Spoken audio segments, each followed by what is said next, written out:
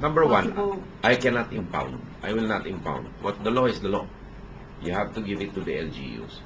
You can only supervise them and give incentives perhaps for best practices, like an increase in budgetary support to favor local government institutions that prove their capacity to have tight managerial systems, that have low debt ratios, that implement the Solid Waste Management Act strictly, that have an inventory of their physical assets and adequately insure them, that have good personnel to capital expenditure ratios, that the PS ceilings are quite low. That's what you can do. But beyond that, for IRAs, practically speaking, not. As a matter of fact, there is a big clamor from the local government units to increase the 40% share of the LGUs in the national pie. Probably I would favor that, just as long as they prove a capacity of less reliance on national government for quality basic services to their constituents. Because at the end of the day, what you want local governments to do is to be solely responsible for basic services, so national government can concentrate on national infrastructure and national issues. That's the ideal, but there's no strong state in the world where national government still has to take care of basic services. Okay, can Sa akin, that goes once again, rather than prohibition, why not give incentives for good practices? I think it works better. hopefully it will work. Hopefully, but if not, then you'll have to wield the stick. That's the problem. Oh, balanse lang yan eh. Balanse lang yan eh. Okay, Wyatt, can you get the mic? There's a mic there. And then we'll proceed with the Philippine Online Conference. And we have two guest bloggers here, Carlos Salvad and Patricia Manggubat of Filipino Voices. So let's start with Wyatt and then the PLC.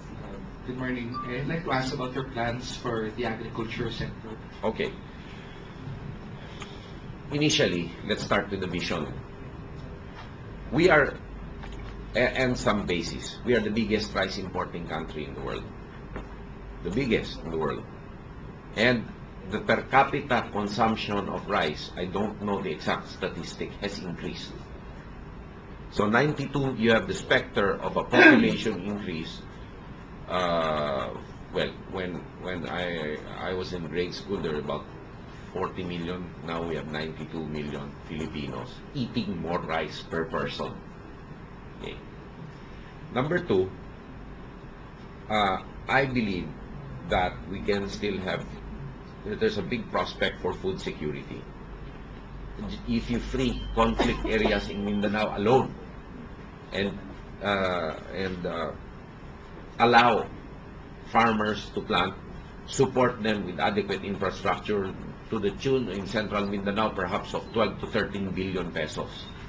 And that's called the Central Mindanao River Basin Project, where you want to stop flooding in certain areas by adequate infrastructure to control the river network there, which empties out into the Rio Grande de Cotabato and to the bay there, which will also irrigate a lot of areas.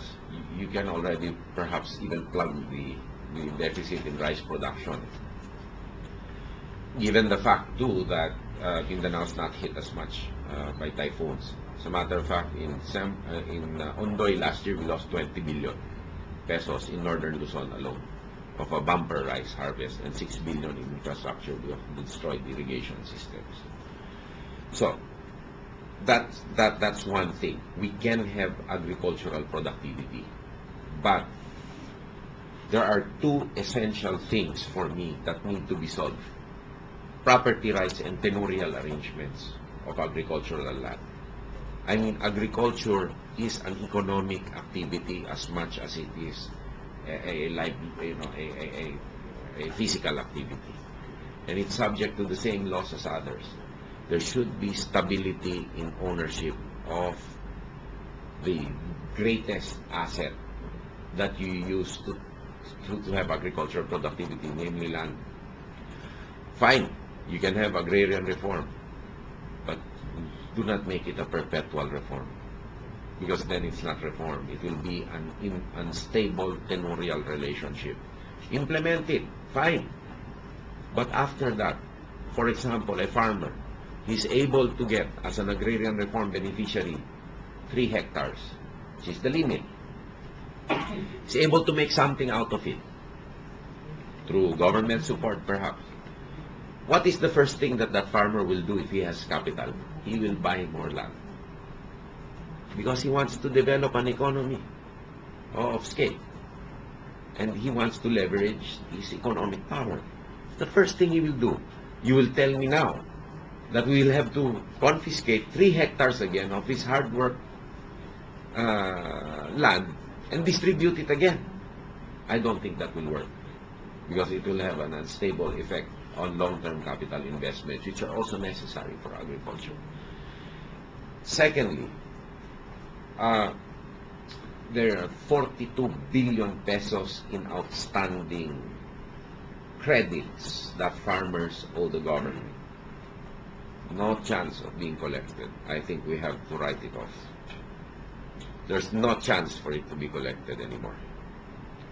And that is also the problem where you have an egalitarian program which is not adequately thought of. People end up more in debt. And right now, we continue to acquire land for distribution when we cannot even support those who have already been recipients of agricultural land with support services.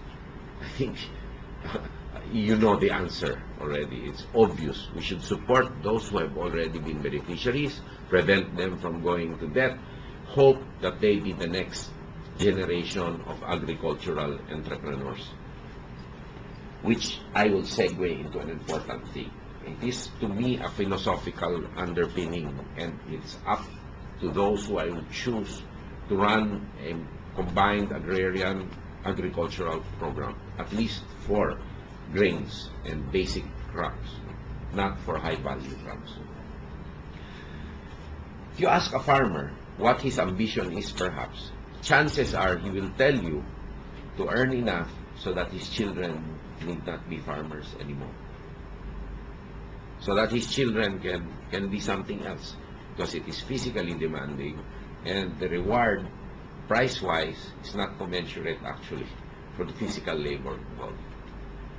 But if there is some parity in price and some scale that a farmer can have, perhaps he will say, I want my son to be a farmer too.